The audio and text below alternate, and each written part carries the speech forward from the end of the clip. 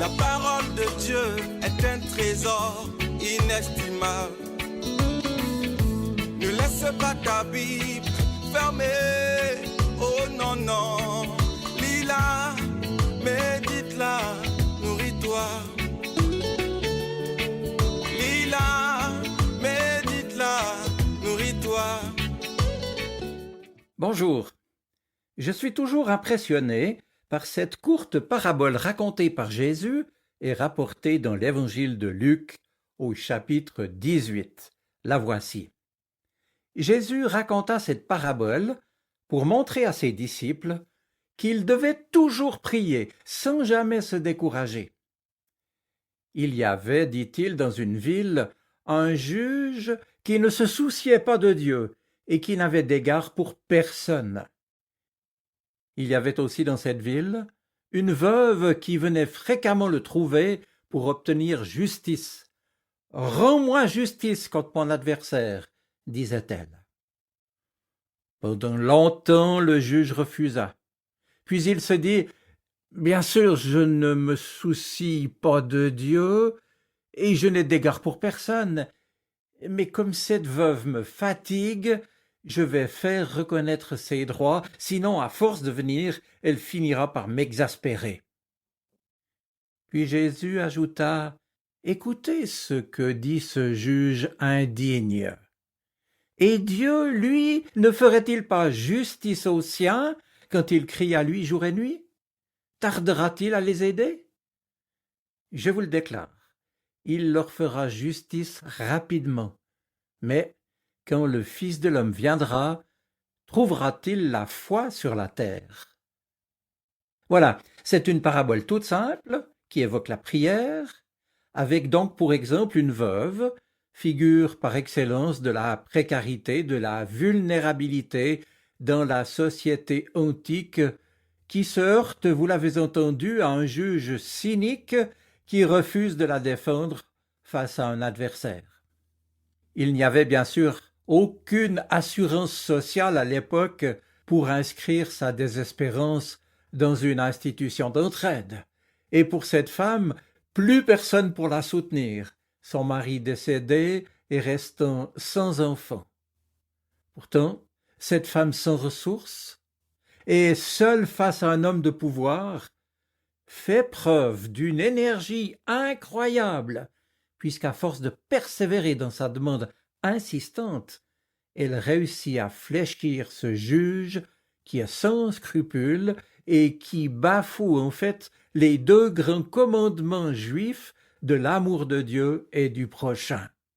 Et lorsque ce magistrat malhonnête entre en lui-même pour réfléchir à la conduite à suivre, loin de se convertir, de changer d'attitude, il s'endurcit encore davantage en disant « Je ne crains pas Dieu, je ne respecte personne ». Ça se trouve au verset 4. Et l'on apprend alors que s'il se décide finalement à rendre justice et à rétablir les droits de la pauvre femme qui avait été spoliée, c'est en raison de son seul intérêt, pour qu'on, pardonnez-moi, lui foute la paix. Mais peu importe, affirme Jésus, la veuve a obtenu gain de cause. D'entrée de jeu, d'ailleurs, l'évangéliste Luc nous avait averti que la parabole était une exhortation adressée aux disciples, aux chrétiens, à prier sans relâche et sans se décourager. Et cela face à toute situation humainement sans issue. Car si un homme totalement immoral peut finalement exaucer par égoïsme une juste requête, combien plus, dit Jésus, combien plus Dieu notre Père le fera-t-il par amour pour les siens qui crient vers lui jour et nuit. Mes amis, c'est un enseignement simple et clair sur la nécessité de la persévérance dans la prière. D'ailleurs, actuellement, je vous le demande, y a-t-il une situation qui soit davantage humainement sans issue que celle de notre humanité menacée? Cela dit, si cette parabole depuis toujours m'impressionne, c'est aussi du fait de sa conclusion que je trouve déroutante. Je m'explique. la forte tension entre l'affirmation d'un exaucement qui se fera sans tarder et la réalité d'une prière qui ne se décourage pas et qui doit persévérer durant un temps désespérément long me donne à réfléchir. Ce sont en fait comme deux temporalités, pourrais-je dire, qui s'opposent. Il y a d'une part celle de Dieu qui agit immédiatement et d'autre part celle des disciples de Jésus, les chrétiens, qui attendent l'exaucement si long à venir. Et pourtant, nous rappelle Jésus, il est certain que Dieu exauce et qu'il ne tarde pas à le faire. Il le ferait sans doute immédiatement si nous étions en mesure de recevoir ce qu'il veut nous donner.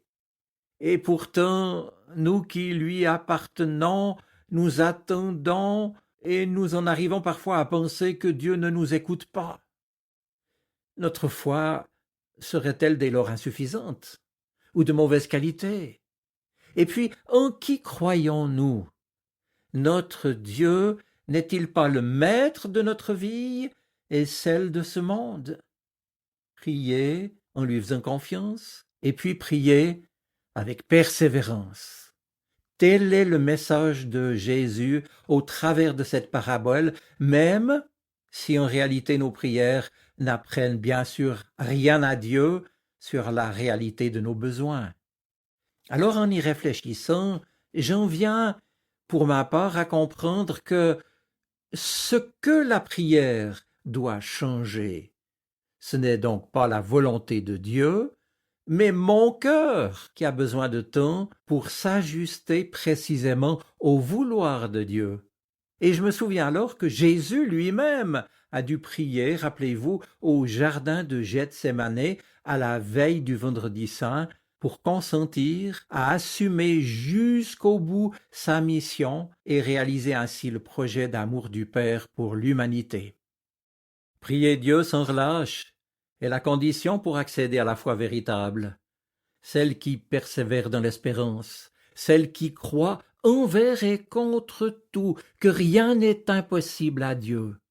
Souvenez-vous, Marie, elle-même, la mère de Jésus, n'a-t-elle pas eu une telle foi lorsqu'elle a dit que, je cite, « Rien n'est impossible à Dieu » chapitre 1er de Luc, verset 37.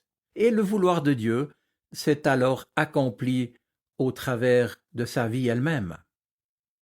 Mes amis, telle est la foi qui peut habiter notre cœur et soutenir notre prière pour l'Église et pour le monde en souffrance. Oui, rien n'est impossible à Dieu, puisque c'est impossible, il l'a lui-même accompli une fois pour toutes en son Fils, Jésus, mort et ressuscité pour nous.